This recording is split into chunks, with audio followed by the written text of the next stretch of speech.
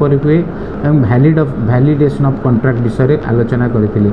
Discharge of contract संबंध में आलोचना रे गोटे होची रिसेशन ऑफ कॉन्ट्रैक्ट कॉन्ट्रैक्ट केतबेले प्रत्याख्यान युक्ति होई परिबो ए संबंध में आम आलोचना करथिले।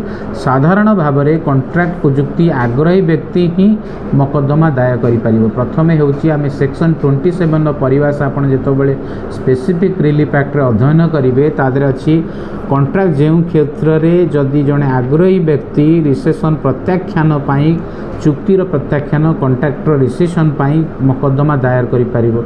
जो चुक्तिनामा कि अभियोगकारी टर्म समाप्त होबा भितरे जदि कौन बाध्यबाधकता कोरिशन हो अनड्यू इन्फ्लुएंस हो किंबा मिसरिप्रेजेंटेशन हो अजथा इन्फ्लुएंस हो कोरिशन जदि कौन वॉइडेबल कंडीशन होता है जहाँकि आम comprising refer to section 19, 19A, 39, 53 and 55 impossibility जहाँ को आम वॉइडेबल